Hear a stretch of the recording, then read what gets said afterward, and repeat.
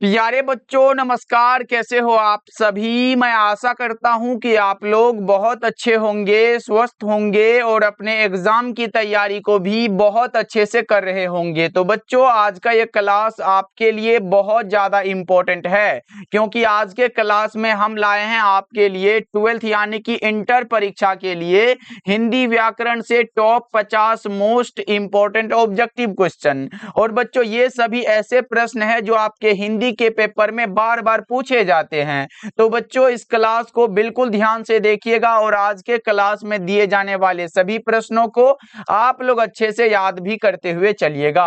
Okay जी, चलिए फिर class को स्टार्ट करते हैं। पहला नंबर सवाल आपके सामने है, आपके फोन के स्क्रीन पर है। तो बच्चा पार्टी आप लोग भी आंसर को बताते हुए चलिएगा, जिसमें कि पहला नंबर सवाल पूछा जा रहा है कि समास शब्द का अर्थ क्या होता है। बहुत इंपॉर्टेंट क्वेश्चन है बच्चों, बताना है आपको समास शब्द का अर्थ क्या होता है। तो आपने पढ़ा होगा कि जब दो या दो से अधिक शब्दों को मिलाकर एक नया शब्द बनाया जाता है तो उसे समास कहते हैं, और वो भी छोटा शब्द बनाया जाता है। बच्चों समास का अर्थ होता है संक्षेप में लिखना। जैसे मैं यहाँ पे कह देता हूं बच्चों, राजा का पुत्र। क्या बच्चों यहाँ पे याद रखिएगा, अगर मैं लिखा हूं राजा का पुत्र हो तो इसे आप लिखोगे क्या बच्चों, आप इसे राजपुत्र भी तो लिख सकते हो। ये बड़े शब्दों को छोटे शब्दों में लिखना ही समास कहलाता है बच्चों।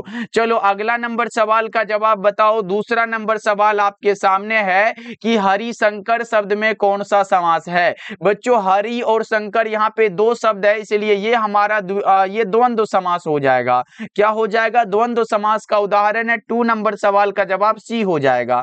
चलो तीसरा नंबर सवाल का जवाब बताओ कि वीणा पानी शब्द में कौन सा समास है। जल्दी से बच्चों चैट सेक्शन में आंसर को बताते चलना। 50 में कितना सही कर पाते हो ये लास्ट में बताना। देखो तीसरा नंबर सवाल है कि वीणा पानी में कौन सा समास हो जाएगा, तो इसमें बहुव्रीहि समास है। 3 नंबर सवाल का जवाब करेक्ट आंसर डी हो जाएगा। इसके अलावा बच्चा पार्टी आपके सामने दशानन आ जाए, क्या अगर दशानन आ जाए उसके बाद नीलकंठ आ जाए, बच्चा पार्टी नीलकंठ इंपॉर्टेंट है, एग्जाम में कई बार बना है, और पीतांबर आ जाए, अगर ऐसे शब्द आते हैं तो आप बहुव्रीहि समास लगा के चलोगे।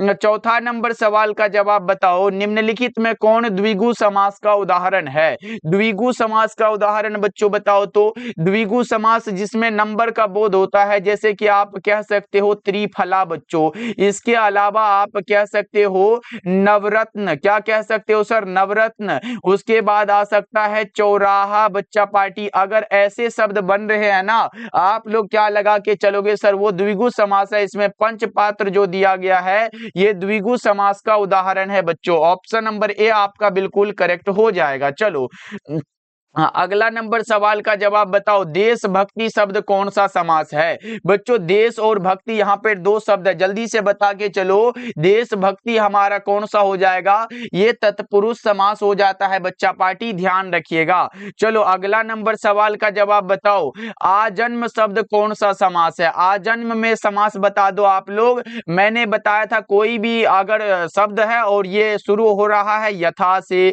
उसके बाद प्रति से, उसके बाद बे से, उसके बाद भर से, और उसके बाद आ से, अगर ऐसे शब्द शुरू हो रहे हैं तो आप अब यही भाव समास बता के चलते हो। 6 नंबर सवाल का जवाब करेक्ट आंसर ए हो जाएगा। 7 नंबर सवाल का जवाब बताओ, धीरे धीरे शब्द कौन सा समास है। यहाँ पे बहुत सारे बच्चे गलत भी कर सकते हैं, क्योंकि जिसे पता नहीं होगा यहाँ पे आप ये द्वंद्व समास तो लगा दोगे, लेकिन आपको पता होना चाहिए अगर एक ही शब्द 2 बार आए तो उसमें अव्ययी भाव समास होता है। 7 नंबर सवाल का जवाब ऑप्शन नंबर ए हो जाएगा बच्चों। 8 नंबर सवाल है, निम्नलिखित में कौन अव्ययी भाव समास का उदाहरण है। अव्ययी भाव समास का उदाहरण कौन सा, मैंने बताया यथा से शुरू हो बच्चों, तो यथा से ये दोनों शुरू है, प्रति से, बे से और भर से ये भरपेट आया है, तो ये सभी के सभी क्या है, अव्ययी भाव समास के उदाहरण है। बच्चा पार्टी इस क्लास को बिल्कुल ध्यान से देखो, क्योंकि यहां से बहुत सारे प्रश्न एग्जाम में बनने वाले हैं। चलो अगला नंबर सवाल का जवाब बताओ। 9 नंबर सवाल है, निम्नलिखित में कौन तत्पुरुष समास का उदाहरण है? तत्पुरुष समास का उदाहरण देखो, कामचोर जो काम से चोर होगा, रामानुज राम का अनुज है, रसोई घर रसोई का घर, मतलब इसमें सभी में कारक चिन्ह लगा हुआ है, तो ये सभी के सभी तत्पुरुष समास का उदाहरण हो जाएगा। चलो 10 नंबर सवाल का जवाब बताओ। और बच्चा पार्टी सभी बच्चे एक बार क्लास को लाइक कर लीजिएगा, और अगर आप हमारे साथ पहली बार जुड़ रहे हो तो बच्चों सब्सक्राइब भी कर लीजिएगा। जितने बच्चे लाइक और सब्सक्राइब कर दिए हो, बच्चा पार्टी अच्छे से क्लास को देखो। देखो यहाँ पे है गुरु दक्षिणा शब्द कौन सा समास है? गुरु के लिए दक्षिणा, गुरु दक्षिणा हुआ, और अगर कारक चिन्ह लगा तो बच्चों मैंने बताया है कि आप तत्पुरुष समास लगाओगे। 10 नंबर सवाल का जवाब ए हो जाएगा। चलो 11 नंबर सवाल आपके सामने है कि सूर्य का पर्यायवाची शब्द क्या हो जाएगा? सूर्य का पर्यायवाची शब्द आपने पढ़ा होगा, ये भास्कर होता है सर। अच्छा, इसके अलावा क्या हो सकता है? यहाँ पे याद रखो, रवि आ जाए बच्चों, उसके बाद आपके सामने दिनकर आ जाए। क्या आ जाएगा? दिनकर आ जाएगा। उसके बाद आपके सामने आदित्य भी तो आ सकता है, उसके बाद भानु भी तो आ सकता है बच्चों, उसके बाद यहाँ पे प्रभाकर, बहुत इंपॉर्टेंट है, यहाँ पे याद रखना, प्रभाकर भी आ सकता है। अगर ऐसे शब्द आ रहे हैं तो ये सूर्य का पर्यायवाची यानी कि समान अर्थ है बच्चों। चलो अगला नंबर सवाल 12 नंबर सवाल है कि सर्प का पर्यायवाची क्या होगा? पर्यायवाची मतलब बच्चों समान अर्थ होता है, और इसका हो जाएगा उरग। सर्प का क्या होगा? उरग होता है। 12 नंबर सवाल का जवाब डी हो जाएगा।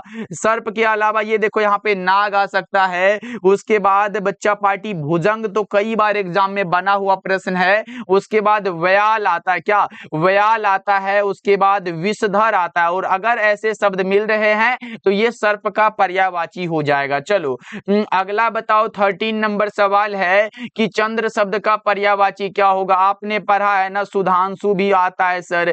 क्या आता है? सुधांशु आता है, हिमांशु आता है, उसके बाद निभाकर आता है। क्या आता है? यहाँ पे निशाकर होता है, शायद यहाँ पे आप निशाकर याद रखते हुए चलिएगा, इंदु याद रख लीजिएगा ये सभी, और इसे तो सोम कहते हो ना, तो ये सोम याद रखिएगा। तो चंद्र का क्या हो जाएगा? हिमांशु करेक्ट हो जाएगा, ऑप्शन नंबर डी हो जाएगा। चलो अगला नंबर सवाल का जवाब बताओ। मुर्दा का समानार्थी शब्द बच्चों पर्यायवाची ही तो है। समानार्थी पूछे पर्यायवाची पूछे दोनों तो सेम है। मुर्दा को आप सब कहते हो बच्चों, मुर्दा को आप मृत भी तो कहते हो, मृत बच्चा पार्टी, उसके बाद इसे लाश भी तो कहते हो, तो ये सब याद रखिएगा। अगला बताओ 15 नंबर सवाल है, पूरे 50 ऑब्जेक्टिव करेंगे, रिलेटेड भी मैं आपको बताता चलूंगा। आयुष्मान का पर्यायवाची क्या हो जाएगा? चिरंजीवी होता है, और आपको ही पता होगा कि ये प्रश्न बहुत बार एग्जाम में पूछा गया है। 16 नंबर सवाल है कि अग्नि शब्द का विलोम क्या हो जाएगा? अग्नि का विलोम जल्दी से आप हमें बता के चलो। 16 नंबर सवाल का जवाब अग्नि का क्या हो जाएगा? ये उन्नत होगा। क्या यहाँ पे विलोम है बच्चों? पर्यायवाची मत समझियो। विलोम मतलब क्या होता है बच्चा पार्टी? विपरीतार्थक शब्द है। उन्नत नहीं होगा, अल्प नहीं होगा, जल हो जाएगा। अग्नि का क्या होगा? जल होगा बच्चों। चलो 17 नंबर सवाल है, आचार का विलोम क्या हो जाएगा? यहाँ पे आप हमें आचार का बता के चलो, तो आचार का अनाचार हो जाएगा। देखो प्रदान किसका होता है? आदान का विलोम प्रदान होता है, तो याद रखिएगा। उत्तम किसका विलोम है भैया? अधम का विलोम उत्तम होता है। निर्यात किसका होता है? आयात का विलोम निर्यात होता है। तो ये सभी आपको ध्यान रखने हैं। 18 नंबर सवाल का जवाब बताओ। उग्र शब्द का विलोम क्या हो जाएगा? जल्दी से बच्चा पार्टी बता देंगे कि उग्र शब्द का विलोम क्या हो जाएगा? सौम्य होता है। उग्र मतलब क्या होता है? एकदम क्रोधित कह सकते हो बच्चों, सौम्य मतलब शांत कह सकते हो। देखो अधिकतम का विलोम क्या हो जाएगा? अधिकतम का विलोम जल्दी से लगा के चलो, अधिकतम का विलोम न्यूनतम होता है। 19 नंबर सवाल का जवाब ऑप्शन नंबर ए हो जाएगा। बच्चों क्लास को लाइक करते हुए चलिएगा, आपको डेली व्याकरण का भी क्लास कराया जाएगा, इसीलिए क्लास का टाइम याद रख लो, डेली शाम के 7 बजे और डेली शाम के 8 बजे, ये 2 क्लास होता है बच्चे। जितने बच्चे नए जुड़ रहे हो मैं बता दूं, आप लोग टेलीग्राम ज्वाइन कर लीजिएगा। टेलीग्राम पे विद्या आनंद सर्च करिएगा, वहां पे ज्वाइन कर लीजिएगा, आपको वहां भी क्लास का नोटिफिकेशन मिलता रहता है। चलो अगला बता के चलो, निम्नलिखित में कौन उनके विलोम शब्द के लिए यहाँ पे गलत है? जल्दी से बता के चलो बच्चों, उनके विलोम शब्द के लिए गलत पूछा गया है। आधुनिक का विलोम प्राचीन होता है, ये सभी को पता है। अग्रज का विलोम अनुज होता है, ये भी पता है। ईमानदार का विलोम विलोम बेईमान होता है, ये भी पता है। खरा का विलोम बैठा नहीं होता है सर, खरा का विलोम खोटा होता है। तो यही तो है जो गलत है, तो ऑप्शन नंबर डी लगाओगे जो कि सही जवाब हो जाएगा। ऑप्शन डी लगाना बच्चों। चलो नेक्स्ट नंबर सवाल का जवाब बताओ। 21 नंबर सवाल है, कवि का विलोम क्या हो जाएगा? उल्टा बच्चों कवित्री होता है, कवित्री। ऑप्शन नंबर बी आपका सही हो जाएगा। कवि का स्त्रीलिंग रूप भी पूछे तो आप कवित्री बता के चलोगे। जहां लोगों का मिलन हो, लोगों के मिलन का स्थान बच्चों वो सम्मेलन होता है। क्या होता है? सम्मेलन। ऑप्शन नंबर ए आपका करेक्ट हो जाएगा 22 का। चलो 23 नंबर सवाल का जवाब एक बार बता दो। युग का निर्माण करने वाला के लिए एक शब्द क्या होता है? युग का जो निर्माण करे वो युग निर्माता होता है बच्चों। क्या होता है? युग निर्माता होता है। 23 नंबर सवाल का जवाब करेक्ट आंसर ए हो जाएगा। चलो 24 नंबर सवाल है, जिसके 4 पद है उसके लिए एक शब्द क्या होगा? ये हो जाता है बच्चों चतुष्पद। ऑप्शन नंबर आपका सी करेक्ट हो जाएगा। नेक्स्ट बता के चलो। अगला बताओ बच्चा पार्टी, ये रहा प्रश्न। जिसे भय नहीं है, जिसे बच्चा पार्टी क्या नहीं है? भय नहीं है, तो वो क्या होगा? निर्भय हो जाएगा। जिसे डर नहीं है तो वो निडर ही तो होगा। ऑप्शन नंबर बी आपका करेक्ट हो जाएगा। चलो अगला बताओ, गोद में सोने वाला क्या कहलाता है? बहुत इंपॉर्टेंट प्रश्न है जी। आज वही प्रश्न को कवर किए हैं जो एग्जाम में ज्यादा बार पूछा गया है। गोद में सोने वाला क्या कहलाता है? अंकशाही कहलाता है बच्चों। क्या कहलाता है? अंकशाही कहलाता है। यहाँ पे अंक मतलब गोद होता है, शाही मतलब सोने वाला होता है। चलो अगला नंबर सवाल का जवाब बताओ। गुरु के समीप रहने वाला विद्यार्थी क्या कहलाता है? गुरु के समीप रह के ज्ञान प्राप्त करने वाला बच्चा वो क्या कहलाता है? वो अंतेवासी कहलाता है बच्चों। 27 का ऑप्शन नंबर सी हो जाएगा। एकदम लगाते हुए चलो सभी प्रश्नों के आंसर को। यहाँ पे बताओ, घोड़े बेचकर सोना। बच्चों घोड़ा बेच लिया और एकदम चैन से सो रहा है, मुहावरे का अर्थ क्या हो जाएगा? तो बेफिक्र होना, एकदम बेफिक्र है बच्चों। ऑप्शन नंबर डी आपका बिल्कुल सही हो जाएगा। चलो 29 नंबर सवाल है कि दिन दूना रात चौगुना मुहावरे का अर्थ क्या है? दिन दूना रात चौगुना मतलब बहुत उन्नति बच्चा पार्टी। क्या है? खूब उन्नति। राइट आंसर ए हो जाएगा। और मैं भी ईश्वर से यही प्रार्थना करता हूं कि आप लोग खूब अच्छे से पढ़ाई करो और अच्छे उन्नति करो, एकदम खूब उन्नति करो जी। इसीलिए तो पढ़ाई जरूरी है। इसीलिए बच्चा पार्टी जितना समय बचा है ना उसे एकदम क्या एग्जाम की तैयारी में लगा दीजिए आप लोग, क्योंकि यहाँ से भी होता है कि आपकी तैयारी अगर कुछ नहीं हो पाई है और 3 महीना 4 अभी बचा हुआ है, इसमें भी आप बहुत अच्छे कर सकते हो बच्चा पार्टी। 3 महीना या फिर 2 महीना है, याद रखिएगा बच्चों, यही लास्ट टाइम है जो कि आपके रिवीजन के लिए इंपॉर्टेंट है।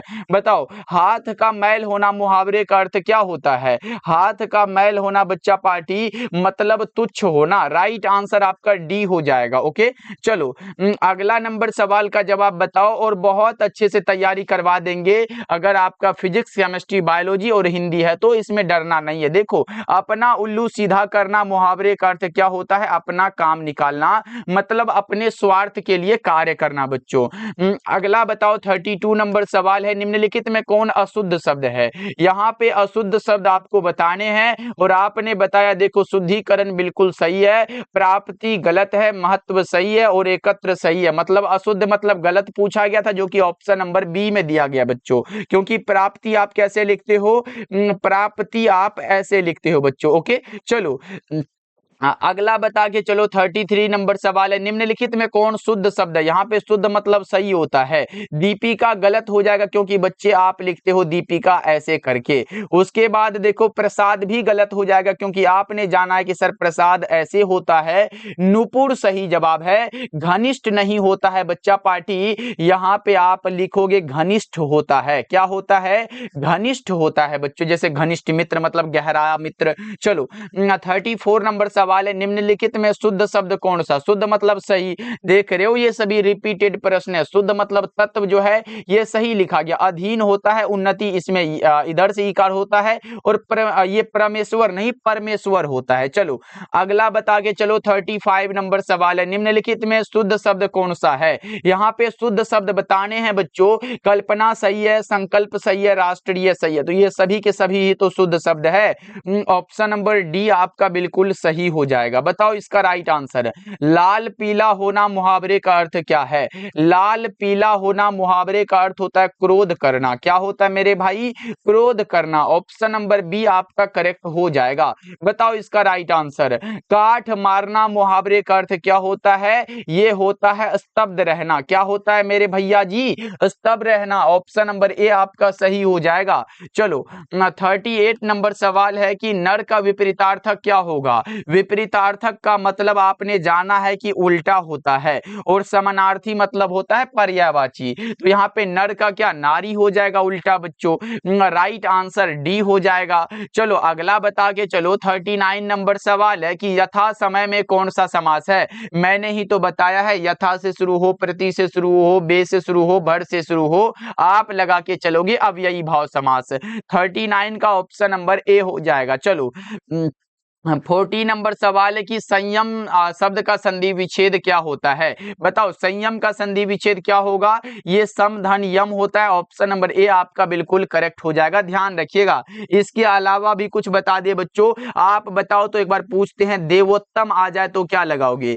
देव जो उत्तम हो। क्या बच्चों? देव प्लस में क्या लगाओगे? उत्तम होगा तो आप लगा के आओगे। उसके अलावा भी परमार्थ बहुत पूछा जाता है। क्या पूछा जाता है बच्चों? परमार्थ आए तो परम धन अर्थ क्या होता है? परम प्लस में क्या हो जाएगा? अर्थ हो जाएगा, तो ये परमार्थ हो जाएगा। उसके बाद आता है धर्मात्मा। क्या बच्चा पार्टी यहाँ पे धर्मात्मा पूछा जाता है तो क्या आप गलत करके आओगे? धर्मात्मा भैया यहाँ पे लगा दो ना, धर्म का जो आत्मा हो। धर्म प्लस में क्या हो जाएगा? आत्मा हो जाएगा। इसके अलावा एक और आता है, क्या पूछा जाता है? महर्षि एक याद रख लो। क्या हाँ बच्चा पार्टी यहाँ पे इंपॉर्टेंट है तो मैं बता दे रहा हूं ना, आप इसे महर्षि को याद रख लो। कौन सा हो जाएगा? महा प्लस में क्या हो जाएगा? महा प्लस में ऋषि हो जाएगा, तो महर्षि बन जाता है। तो ये सभी बात आपको याद रखने हैं। ओके चलो अगला बता के चलो 41 नंबर सवाल है, निष्फल का संधि विच्छेद क्या होगा? निष्फल का सही संधि विच्छेद कौन सा? नी प्लस में फल होगा। ऑप्शन नंबर बी आपका राइट हो जाएगा। 42 नंबर सवाल का जवाब बताओ, सदैव का संधि विच्छेद क्या होगा? सदा जोर एव बराबर सदैव। सदा जोर एव बराबर क्या मेरे भैया? सदैव होता है। ऑप्शन नंबर सी बिल्कुल करेक्ट हो जाएगा। अगला बताओ 43 नंबर सवाल है, लंबोदर का संधि विच्छेद क्या होगा? लंबा है जिसका उदर वही तो लंबोदर हो जाएगा, तो लंबा और उदर ऑप्शन नंबर बी आपका करेक्ट हो जाएगा। चलो 44 नंबर सवाल आपके सामने है कि विद्यालय का संधि विच्छेद क्या हो जाएगा? विद्या का आलय बराबर विद्यालय। विद्या का आलय बराबर क्या? विद्यालय। 44 नंबर सवाल का जवाब करेक्ट आंसर बी हो जाएगा। समझ में आ गया बच्चों?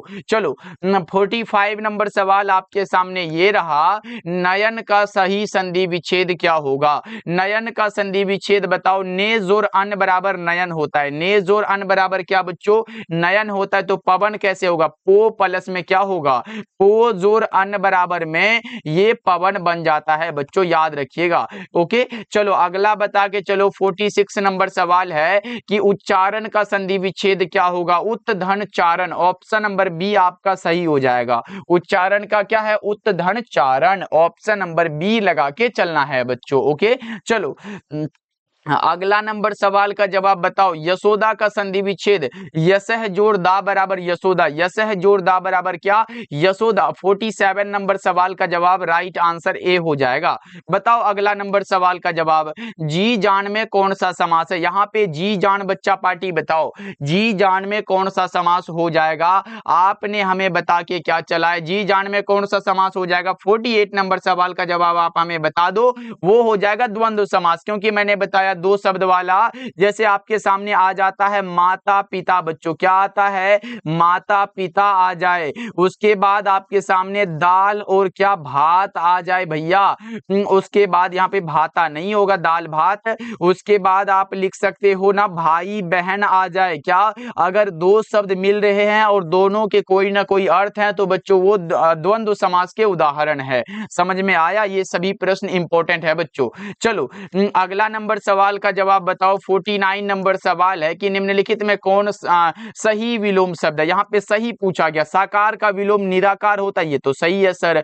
निंदा का विलोम स्तुति होता है, ये भी सही है सर। सज्जन का विलोम दुर्जन होता है, ये भी सही है सर। ईमानदार का विलोम सम्मान नहीं होगा, ईमानदार का विलोम जो होगा ना वो बेईमान होगा सर। ईमानदार का क्या होगा, बेईमान हो जाएगा। तो गलत जो होगा ना, यहाँ पे देखो, यहाँ पे क्या पूछा गया, निम्नलिखित में कौन सही विलोम शब्द है, लेकिन ये भी सही है, ये भी सही है और ये भी सही है। तो बच्चा पार्टी यहाँ पे तो ये गलत होना चाहिए। यहाँ पे जो सही नहीं है वो आप याद रखिएगा, वो ईमानदार का बेईमान। इसीलिए आपका सही जवाब ऑप्शन नंबर डी हो जाएगा, ईमानदार का बेईमान होता है। ओके बच्चों, चलो अगला नंबर सवाल का जवाब बताओ। ये रहा प्रश्न आपके सामने, जो खाने योग्य हो वह कौन सा होगा। जो खाने योग्य हो वो खाद्य होता है। यहाँ पे शुद्ध स्वच्छ ये सब नहीं होता है बच्चों, खाद्य हो जाता है। अब बताओ बच्चों, ये 50 में आपका कितना सही हुआ और आप हमें बता दो क्लास कैसा लगा। अगर प्यारा प्यारा कमेंट आया तो फिर ये व्याकरण वाला क्लास आपको रेगुलर देखने को मिलेगा। तो सभी बच्चे इस क्लास में एकदम अच्छा अच्छा कमेंट करिएगा। तो बच्चे हमें आपके कमेंट का इंतजार रहेगा। लाइक नहीं किए हो तो सभी बच्चे लाइक भी कर लीजिएगा। मिलते हैं फिर अगले क्लास में।